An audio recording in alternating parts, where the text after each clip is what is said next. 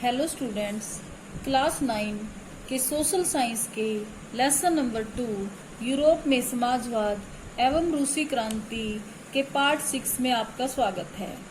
बच्चों, आज हम आगे लेसन पढ़ेंगे, लेकिन उससे पहले कुछ शब्दों के बारे में जान लेते हैं।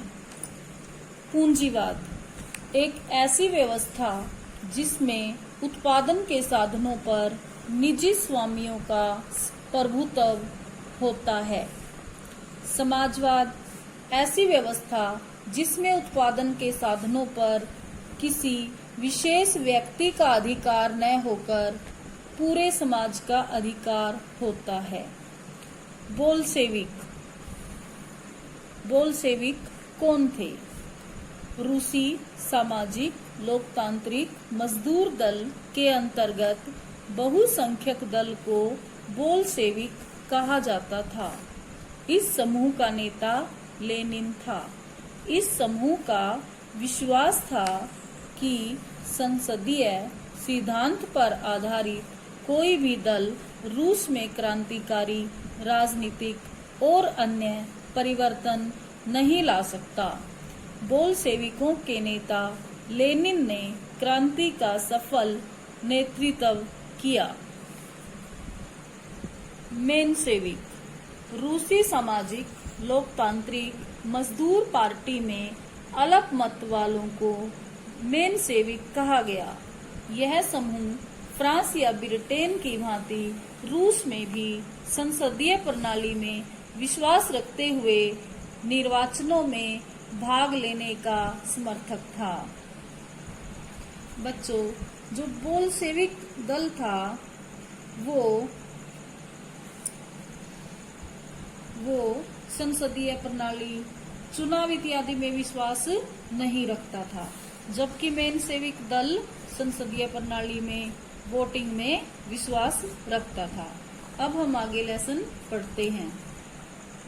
फरवरी के बाद अंतरिम सरकार में सैनिक अधिकारी, भूस्वामी और उद्योगपति प्रभावशाली थे।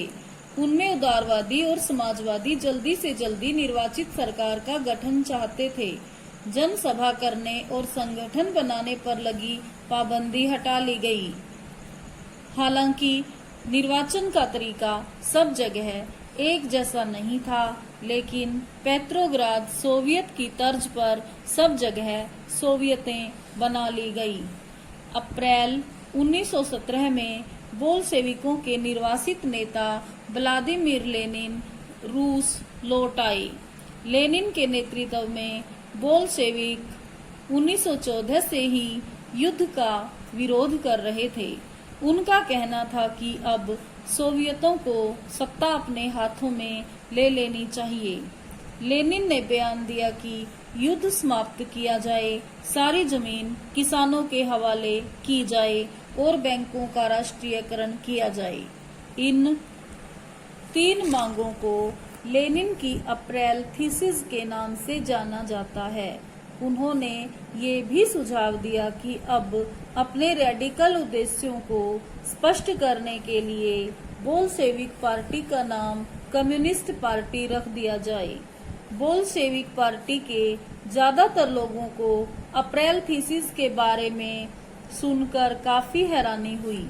उन्हें लगता था कि अभी समाजवादी क्रांति के लिए सही वक्त नहीं आया है, इसलिए फिलहाल अंतरिम सरकार को ही समर्थन दिया जाना चाहिए।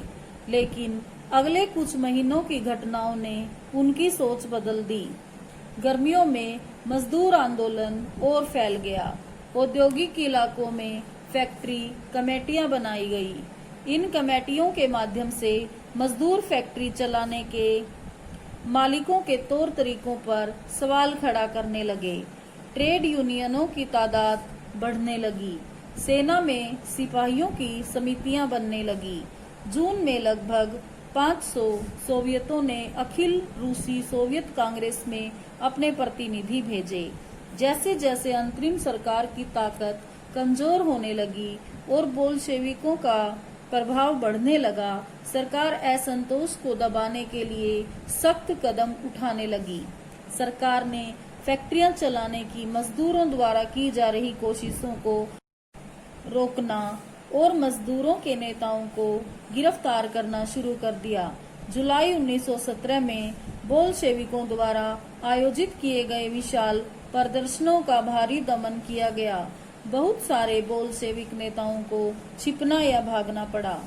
गांव में किसान और उनके समाजवादी क्रांतिकारी नेता भूमि पुनर्वितरण के लिए दबाव डालने लगे थे। इस काम के लिए भूमि समितियां बना दी गई थी। सामाजिक क्रांतिकारियों से प्रेरणा और प्रोत्साहन लेते हुए जुलाई से सितंबर के बीच किसानों ने बहुत सारी जमीन पर कब्जा कर लिया। बच्चों, आज लेसन इतना ही पढ़ते हैं। अब हम मल्टीपल चॉइस क्वेश्चंस करेंगे। प्रश्न नंबर 1, 20वीं सदी में यूरोपीय समाज में कौन सा वर्ग पाया जाता था? रूढ़िवादी, परिवर्तनवादी, उदारवादी, उपर्युक्त सभी। तो ऑप्शन डी उपर्युक्त सभी राइट होगा, क्योंकि रूढ़िवादी, परिवर्तनवादी और उदारवादी ये तीनों ही वर्ग यूरोपीय समाज में 20वीं सदी में पाए जाते थे। क्वेश्चन नंबर 2, कौन सा वर्ग सभी धर्मों को बराबर का सम्मान देने की बात करता था? उदारवादी। तो इसका ऑप्शन बी राइट होगा। क्वेश्चन नंबर 3, कौन सा समूह ऐसी सरकार के पक्ष में था जो देश की आबादी के बहुमत के समर्थन पर आधारित हो? इसका उत्तर होगा option C radical. Question number 4, Giuseppe Mazzini का संबंध किस देश से था? इसका उत्तर होगा option A Italy. Question number 5, समाजवादी संपत्ति पर किसके अधिकार को मानते थे? इसका आंसर होगा ऑप्शन डी सरकार के। क्वेश्चन नंबर 6, फ्रांस में सामूहिक उद्यमों को बढ़ावा देने का प्रयास किया। इसका ऑप्शन होगा ऑप्शन ए लुई ब्लांक ने। क्वेश्चन नंबर 7, साम्यवादी समाज की स्थापना की। इसका उत्तर होगा ऑप्शन बी कार्ल मार्क्स ने। क्वेश्चन नंबर 8, अक्टूबर 1917 की क्रांति का संबंध है। इसका उत्तर होगा ऑप्शन ए रूस के साथ। क्वेश्चन नंबर 9, 20वीं शताब्दी की शुरुआत में रूस की कितने प्रतिशत आबादी आजीविका के लिए खेती पर निर्भर थी? इसका उत्तर होगा ऑप्शन डी 85%। क्वेश्चन नंबर 10, रूस में अधिकतर कारखाने शुरू हुए। इसका उत्तर होगा ऑप्शन ए 1890 के दशक में। क्वेश्चन नंबर 11, 1914 में फैक्ट्री मजदूरों में महिलाओं की संख्या थी। इसका उत्तर होगा ऑप्शन सी 31%। क्वेश्चन नंबर 12, रूसी समाज में प्रत्येक परिवार की जरूरत के हिसाब से किसानों को जमीन कौन बांटता था? इसका उत्तर होगा option B commune. Question number 13, Russian Social Democratic Workers Party का गठन किया गया। इसका उत्तर होगा ऑप्शन सी 1898 में।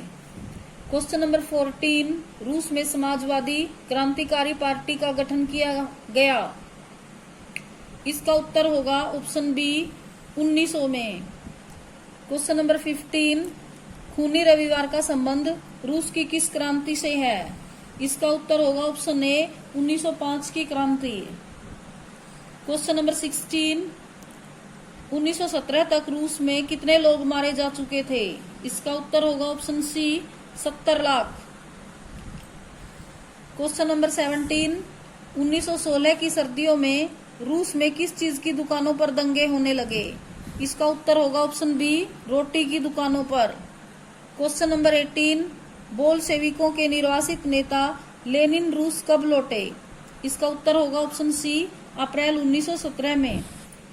क्वेश्चन नंबर 19, सोवियत संघ में 1927 से 1930 के बीच में पड़े अकाल में कितने लोग मारे गए थे? इसका उत्तर होगा ऑप्शन डी 40 लाख से ज्यादा।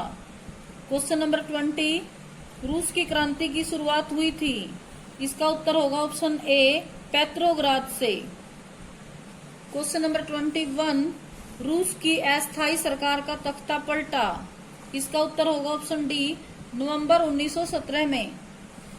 क्वेश्चन नंबर 22, 1917 की रूसी क्रांति का तात्कालिक कारण क्या था? इसका उत्तर होगा ऑप्शन सी, प्रथम विश्व युद्ध में रूस की पराजय। क्वेश्चन नंबर 23, जार निकोलस के महल का नाम था। इसका उत्तर होगा option A, winter palace. Question number 24, red army लाल सेना का गठन किसने किया? इसका उत्तर होगा option B, Lenin. Question number 25, पूंजीपति के लिए मजदूर ही मुनाफा कमाता है, यह विचार किसने दिया? इसका उत्तर होगा ऑप्शन सी, कार्ल मार्क्स ने। क्वेश्चन नंबर 26, प्रथम विश्व युद्ध कब आरंभ हुआ? इसका उत्तर होगा ऑप्शन ए, 1914 में।